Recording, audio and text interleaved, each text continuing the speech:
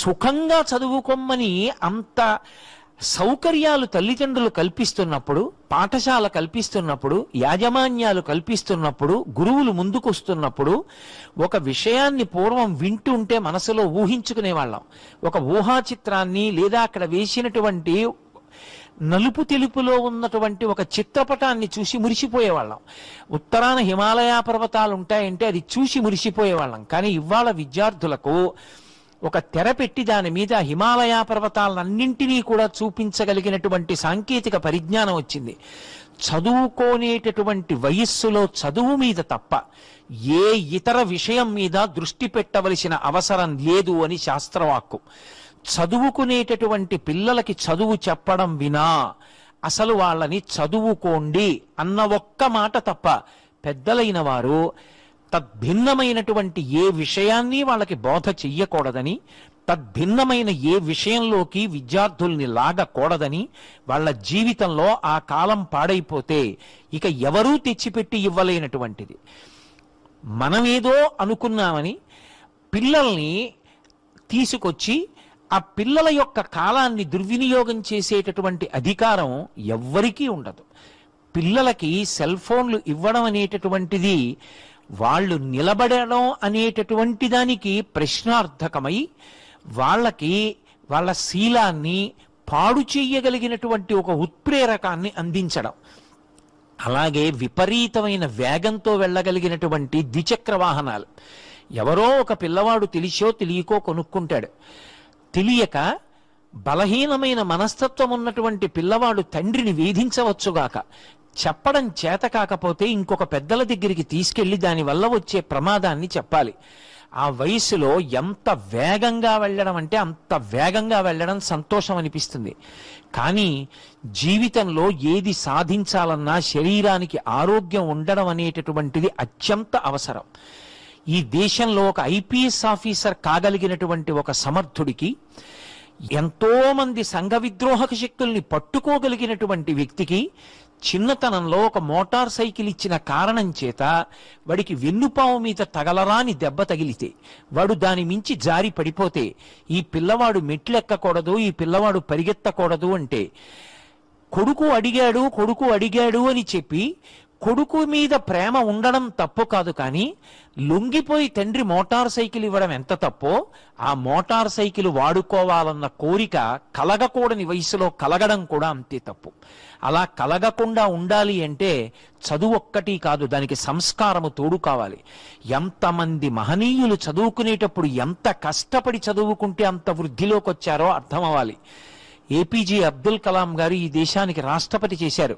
ఒకప్పుడు రామేశ్వరం పక్క నుంచి అత్యంత వేగంగా వెళ్ళిపోతున్న రైలు రామేశ్వరంలో స్టాప్ లేకపోతే వెళ్ళిపోతున్న రైల్లోంచి పేపర్ కట్టలు బయటికి తోసేస్తే ఆ పేపర్ కట్టలు తీసుకొచ్చి ఇంటికి వాటన్నింటినీ విడివిడిగా పేపర్లుగా కట్టుకుని సైకిల్కి పెట్టుకుని తెల్లవారుజామున రామేశ్వరంలో ఇంటింటికి తిరిగి ఆ పేపర్ వేసి పాఠశాలకు వెళ్ళి చదువుకుని సాయంకాలం 1 గంట మళ్ళీ ఇంటింటికి వెళ్ళి పేపర్ బిల్ కలెక్ట్ చేసి పరమ శ్రద్ధాభక్తులతో 7 గంటల నుంచి చదువుకుని అంత వృద్ధిలోకి వచ్చి భారత రాష్ట్రపతి అయి మన దేశం యొక్క కీర్తిని ప్రపంచవ్యాప్తంగా నిలబెట్టారు.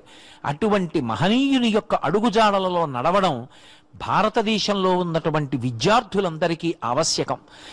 వార్తాపత్రికలు కానీ, దినపత్రికలు కానీ, మాధ్యమాలు కానీ అటువంటి మహనీయుల యొక్క జీవితాల్ని చూపించడానికి ప్రత్యేకంగా సమయాలు కేటాయించాలి. విద్యార్థి దశలో ఉండగా కేవలం చదువే కాకుండా దానితో పాటు సంస్కార బలాన్ని పిల్లలకి అందజేయగలిగినటువంటి మహనీయుల యొక్క జీవిత చరిత్రను అందుబాటులోకి తేవాలి. పాఠశాలల యొక్క గ్రంథాలయాలలో ఆ పుస్తకాల నుంచి వాళ్ళకి చదువుకునేటటువంటి అలవాటు చెయ్యాలి. కాలం సద్వినియోగం కాకపోవడానికి మరొక ప్రతిబంధకం సోమరితనం. జీవితంలో కాలమునకు సంబంధించి ఏ ప్రణాళిక రచన లేకపోవడం. అసలు నువ్వు చెయ్యాలి అని అనుకోవాలి, కానీ జీవితంలో ఎన్ని పనులు చేసినా ఇంకా నాకు జీవితం సరిపోదు, అబ్బో నేను తెలుసుకోవలసినవి ఇన్ని విషయాలున్నాయో అనిపిస్తుంది. మహనీయులైనటువంటి వారు చేసినటువంటి పనులు చూస్తే ఆశ్చర్యం కలుగుతుంది. అసలు ఏ విషయం తెలుసుకుందాం, ఏ విషయం చేద్దామన్న తాపత్రయం లేకపోతే అసలు కాలమంతా మిగులుగానే కనపడుతుంది. పరీక్షకి వెళ్లే ముందు 3 రోజుల ముందు చదువుకుంటే చాలదా, మిగిలిన కాలం ఎలా గడిపితే పోదు అనిపిస్తుంది. అసలు మనిషి పాడైపోవడానికి కారణం అక్కర్లేని విషయాలన్నీ 5 పైసలు ఖర్చు లేదు కదానని వచ్చి మాట్లాడుతుండడం. తను పాడైపోవడం ఒకెత్తు, వాడికి ఏ పని లేదు, వాడికి జీవితంలో వృద్ధిలోకి వద్దామన్న కోరిక లేదు, ఓ మంచి పుస్తకం చదువుకుందామని కోరిక లేదు, ఓ ధ్యానం చేసుకుందామని కోరిక లేదు. పనికి మాలిన మాటలన్నీ మాట్లాడుతుండడం. పోనీ తనతో పోయిందా? కాలాన్ని సద్వినియోగం చేసుకుందాం అనుకున్న వాడి దగ్గరికి వెళ్ళి వాడి దగ్గర కూర్చుని గంటలు మాట్లాడుతూ ఉండడం. తాను పాడైపోవడం ఒకెత్తు, అవతల వాడిని పాడు చేయడం ఒకెత్తు. అందుకే భగవంతుడు నోరు ఇచ్చాడు కదా అని, మాట ఇచ్చాడు కదానని కేవలంగా సంతోషంగా కాలం గడపడానికి కబుర్లు చెప్పుకుంటూ కూర్చోవడం అనేటటువంటి దుర్లక్షణం ఎప్పుడూ ఉండకూడదు. మాట మాట్లాడితే ప్రయోజనకరం కావాలి. ఎవరితోనైనా మాట్లాడితే ఎంతసేపు మాట్లాడాలో, ఆ మాట మాట్లాడడం ఎంతవరకు అవసరమో అంతవరకు మాట్లాడాలి తప్ప ఏమీ పని లేదు కదా అని చెప్పి కబుర్లలో పొద్దు బుచ్చుకుందాం అనుకోవడం చాలా దారుణాతి దారుణమైనటువంటి విశేషం. మీరు మహాత్ముల జీవితాలు గమనించండి, అసలు వాళ్ళకి ఒక్క క్షణం ఖాళీ ఉండదు.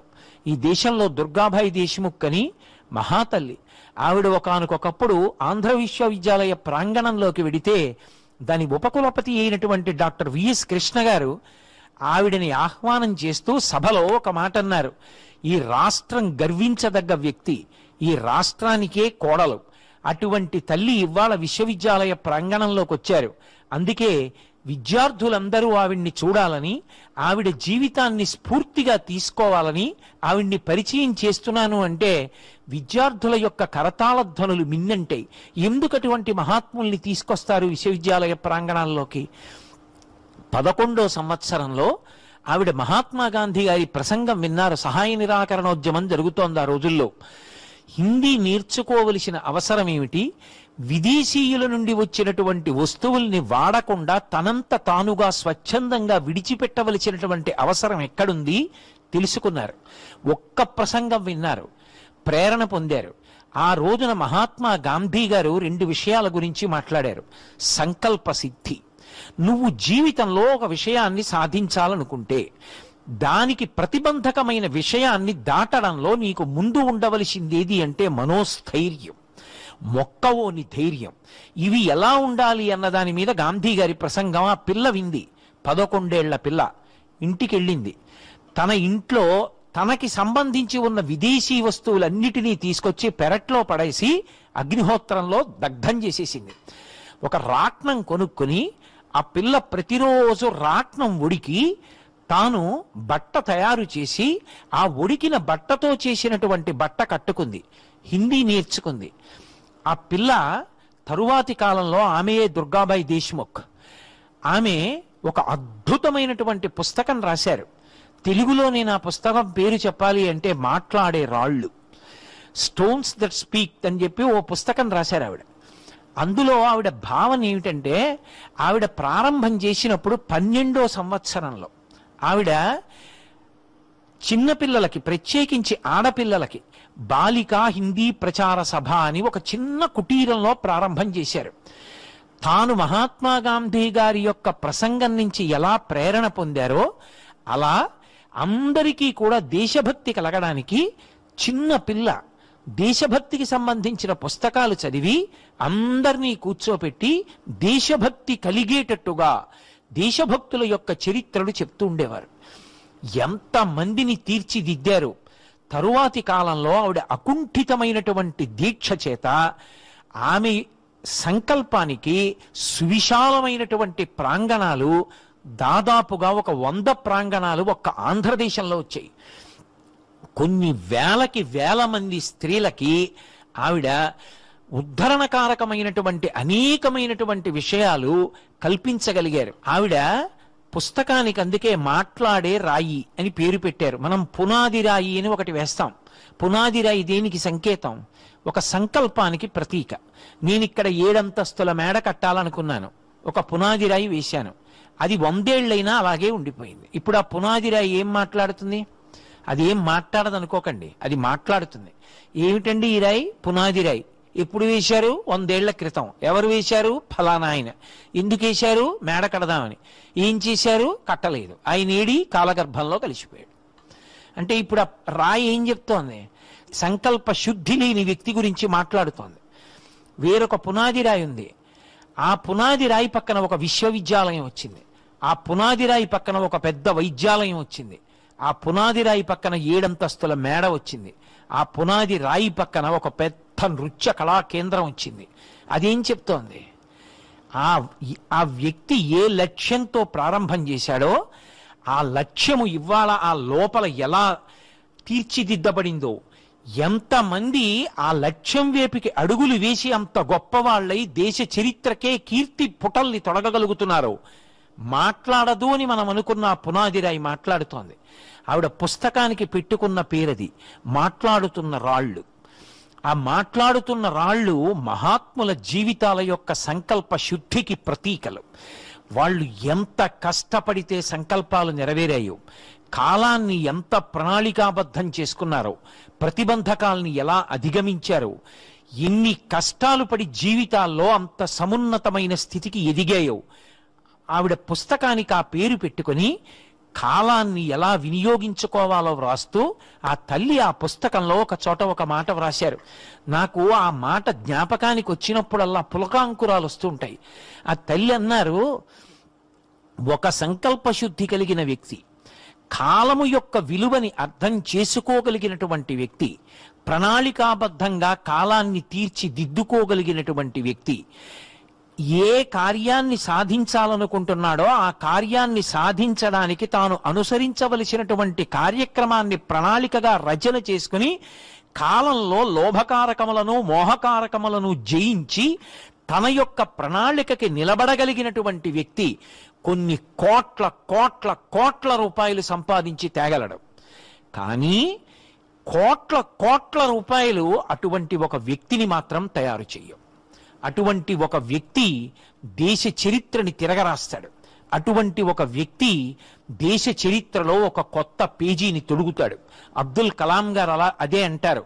నువ్వు ఒక కళాకారుడివి కావాలా, గాయకుడివి కావాలా, ఆధ్యాత్మవేత్తవు కావాలా, శాస్త్రవేత్తవు కావాలా, వ్యోమగామి కావాలా, మంచి విద్యార్థివి కావాలా, నిన్ను విశ్వసించగలిగిన ఉద్యోగివి కావాలా, ఆదర్శ రైతువి కావాలా, నీ ఇష్టం, నువ్వు నిర్ణయించుకో.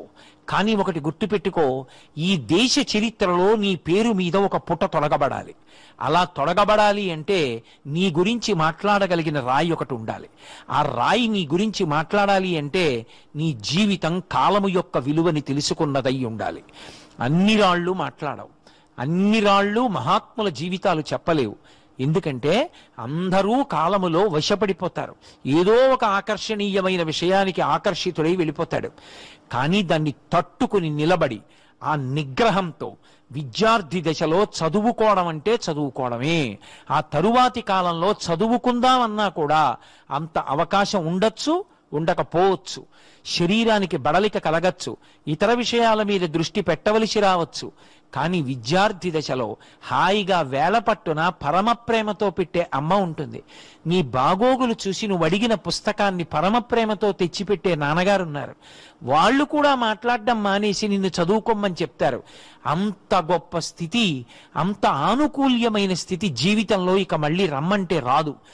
ఆ కాలమునందు ఎవడు సద్వినియోగం చేసుకుంటాడో, ఎవడు బాగా చదువుకుంటాడో, ఎవడు మస్తిష్కంలో నిక్షిప్తం చేసుకుంటాడో వాడు వృద్ధిలోకి వస్తాడు.